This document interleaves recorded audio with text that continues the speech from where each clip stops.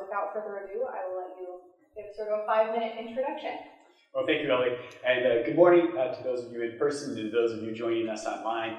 Thank you for taking time from your schedules to learn about the various candidates for the presidency of Madison College. I know this is an extra commitment for many of you, and I do appreciate your attention to this important matter. As many of you know, I've been involved with Madison College since 2011. I began my tenure here focused on issues related to government relations. And during my tenure, my portfolio of responsibilities has evolved.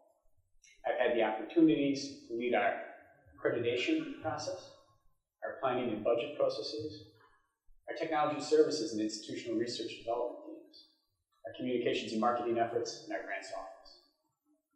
And for the past 4+ years, I've had the honor of leading the Student Affairs Division at the college, inclusive of the student services, student life and athletics activities, as well as enrollment operations. And during my tenure, I've been a regular participant in our shared governance system since its inception, working alongside students to identify issues that we wanted to improve at Madison College for students and for our college community.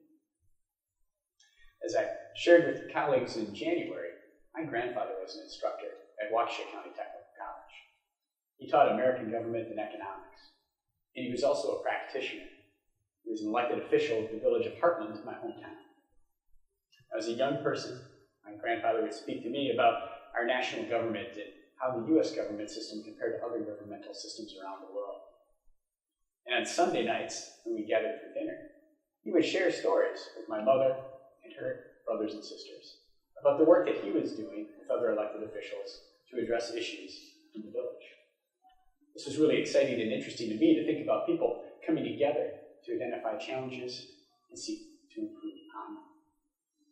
When I got to high school, I had the opportunity to study U.S. history and political science, and I became very interested in how our government, the United States, was founded. And in particular, I was really focused on the Declaration of Independence when I first began to read that. It's a powerful document. It states that there are certain self-evident truths, that all are created equal, and all are endowed with certain unalienable rights. Among these are life, liberty, and the pursuit of happiness. This was a really powerful notion for me. As I went on to college and began to study more classes in American government and history, I began to better understand the disconnect between those aspirational words in our Declaration of Independence and the structure of our government and subsequent policies that flowed through it. I would ask questions in classes of my fellow students outside the classroom about how do we as a modern American society live up to those ideals in our Declaration of Independence. Now, as an undergraduate, I also participated in our Student Senate. And it was there that I began to better understand the role of colleges and universities in seeking to uplift each and every single individual, allowing them to maximize the talents that they have within them, allowing them to pursue their life's happiness.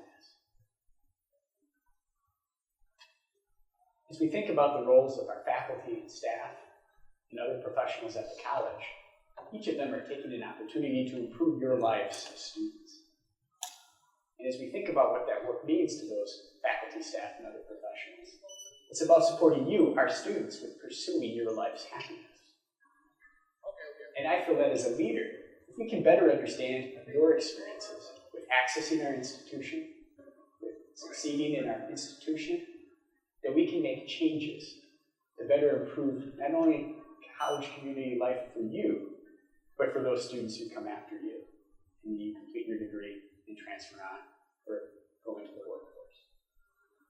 You see, by supporting you with becoming your best self and pursuing your life's happiness, you're not only going to be able to support yourself, but we know you're going to contribute to your communities, making them more vibrant and dynamic places, the types of places you're going to want to settle longer term, raise your families, make new friendships, and get involved with other organizations, which makes this part of Wisconsin, the south central area that we serve, an outstanding place for people to want to live and work.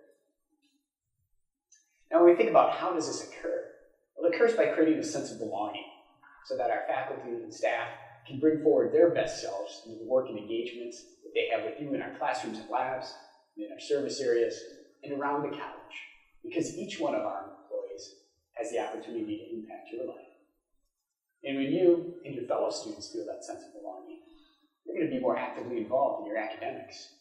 You're going to be taking opportunities to engage in other aspects of student life outside the classroom so that you can achieve the dreams you've set forth.